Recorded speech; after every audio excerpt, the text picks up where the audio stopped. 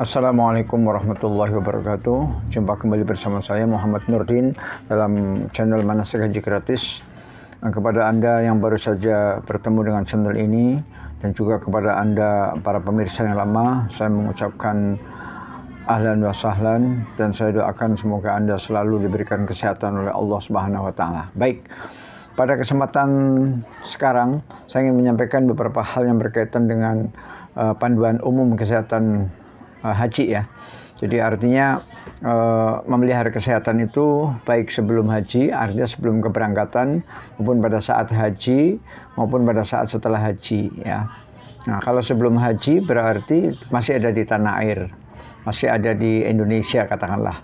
Sehingga ini perlu kita jaga dengan cara makan yang bergizi, makan yang teratur, minum air putih yang banyak, kemudian rajin berolahraga ya, karena di sana nanti kita kebanyakan akan jalan kaki.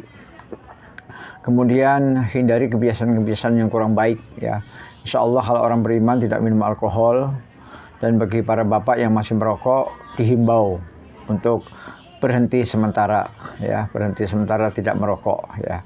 Adapun setelah pulang dari haji mau berhenti selamanya, alhamdulillah, itu harapannya. Baik. Jadi itu persiapan-persiapan sebelum berangkat, berarti persiapan-persiapan ini sesuai dengan panduan yang akan dipandu atau diberikan arahan oleh Kemenkes ya, dalam hal ini adalah pihak Puskesmas ya. Dan kita perlu melakukan olahraga jalan kaki yang agak rutin ya, supaya kita tidak kram, karena acara kita pertama nanti di sana adalah kalau gelombang 2 kita langsung ke Mekah dan langsung umroh. Kalau gelombang 2, karena jamaah haji gelombang 2 itu tidak ke Madinah dulu, tapi ke Mekah dulu ya. Jadi dari bandara King Abdul Aziz kemudian langsung ke Mekah, langsung umroh ya. Sehingga kalau misalnya kita belum berlatih jalan kaki, kita bisa kram. Kecuali untuk jamaah haji yang gelombang pertama itu relatif aman, karena dari Indonesia langsung ke Madinah, dan di Madinah belum ada aktivitas apapun selain untuk ibadah rutin sholat 5 waktu di Masjid Nabawi ya.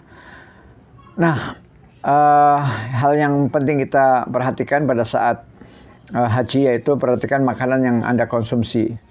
Beberapa di antara jamaah haji ada yang menyiapkan makanan dengan cara tidak sehat. Nah, ini harus kita hindari. Karena itu beberapa penyakit perut yang berkaitan dengan makanan cenderung meningkat pada musim haji, seperti diare, muntah-muntah, nyeri perut, radang usus ya. Padahal ada prosedur antisipasi atau pencegahan penyakit yang sangat mudah dilakukan ya. Apa prosedurnya untuk mencegah? Satu, untuk mencegah penyakit-penyakit yang tidak kita inginkan seperti diare, muntah-muntah, nyeri perut. Yang pertama, menjaga kebersihan pribadi. Ini tentu setiap pribadi harus sayang kepada badannya sendiri ya, dengan cara selalu mencuci tangan dengan air dan sabun sebelum dan sesudah makan, serta setelah BAB atau BAK ya. Sebelum atau sesudah makan, kemudian setelah BAB dan buang air kecil. Rajin mencuci tangan dengan sabun. Dan insya Allah kalau toilet-toilet yang ada di sekitar Masjidil Haram, baik Masjid Nabawi maupun Masjidil Haram, itu toiletnya selalu disediakan sabun ya. Yang kedua, menjaga kebersihan piring, baik untuk makan maupun menghidangkan makanan, atau mencuci buah-buahan juga sayuran sebelum mengkonsumsinya. Jadi biasakan untuk mencuci buah atau sayuran sebelum digigit, sebelum dimakan. Kemudian piring kita harus rajin bersih ya. Jadi makanya kita perlu membawa sabun untuk cuci piring ya, sabun colek ya. Kemudian tidak membiarkan makanan dalam keadaan terbuka karena akan terkena debu dan dihinggapi lalat. Jadi seandainya kita punya makanan sisa di Arab Saudi atau di hotel, maka dibiasakan tertutup atau disimpan dalam kulkas ya. Insya Allah ada kulkasnya di setiap hotel. Kemudian sebaiknya mengkonsumsi air kemasan untuk kebutuhan minum dan masak, atau air yang sudah disaring dan disterilkan. Apabila tidak bisa, masak air terlebih dahulu sampai mendidih sebelum mengkonsumsinya. Ya, jadi usahakan untuk minum air kemasan atau air yang sudah direbus dengan sempurna ya. Kecuali air zam-zam ya. Kalau air zam-zam insya Allah sudah steril ya, karena itu merupakan mukjizat Allah yang Allah berikan kepada Nabi Ismail alaihissalam. Yang berikutnya, tidak membeli makanan yang dijual pedagang keliling di pinggir jalan. Nah ini kadang-kadang sebagian jemaah haji itu patuh, tapi kadang-kadang tidak ya, karena begitu tertariknya dengan jajanan made in orang Indonesia. Dalam hal ini adalah saudara-saudara kita dari Madura, banyak yang jualan karena kita tertarik dan seleranya hampir sama dengan selera kita. Misalnya ada bakwan ya dan sejenisnya yang khas Indonesia, maka kadang-kadang nafsu kita tertarik untuk beli ya yang di pinggir jalan. Nah itu diusahakan seyogianya kalau bisa jangan yang di pinggir jalan persis ya, karena banyak debu ya. Kemudian yang kedua, jadi itu yang pertama makanan. Oh ya, dalam masalah makanan ini sebenarnya ada nasihat dari Nabi, kita sebenarnya dilarang untuk mencela makanan ya. Termasuk di dalam rumah tangga antara suami istri, apabila sang suami atau sang istri hendak memakan di rumah, kemudian makanannya tidak cocok, itu sebaiknya diam. Ya, diam. Kalaupun tidak doyan ya mungkin tidak dimakan. Tidak usah berkomentar, ini makanan kok kayak gini nggak enak amat, makanan kok asem banget, kok pahit banget, jangan ya. Kalau di Indonesia saja tidak boleh mencela makanan, apalagi di tanah suci. Dan ini testimoni, contoh-contoh sudah banyak ya, sudah banyak. Yang mencela makanan di Arab Saudi, di tanah suci, maka dia terkena semacam peringatan dari Allah Subhanahu wa taala. Balasannya itu kontan, sehingga dia seketika itu juga dia tidak bisa makan selama sekian puluh hari ya, susah sekali untuk makan ya, karena dari awal dia sudah mencela makanan dan langsung dihukum kontan oleh Allah Subhanahu wa taala. Maka kalau kita terlanjur mencela makanan, langsung istighfar, langsung menangis, bertobat kepada Allah supaya Allah tidak memberikan hukuman, dan hukumannya ini cukup berat, yaitu kita tidak ada nafsu makan sama sekali ya. Ini penting. Baik, kita lanjutkan yang kedua, yaitu memperbanyak minum ya, karena kelembapan udara di Arab Saudi sangat rendah ya, kelembapan udaranya itu sangat rendah, udaranya itu sangat-sangat kering. Bahkan saya pernah menaruh kerupuk yang tidak tertutup, tidak tersimpan dalam plastik, tergeletak di meja dari pagi sampai malam, masih kriuk-kriuk ya, tidak melempem ya, saking keringnya ya. Nah ini begitu keringnya sehingga seolah-olah kita tidak berkeringat. Nah ini yang kita sering tertipu ya, seolah-olah kita tidak berkeringat, padahal keringat kita itu keluar terus, dan keringat yang keluar dari pori-pori kita itu langsung jadi uap. Nah sehingga tidak nempel di kulit kita.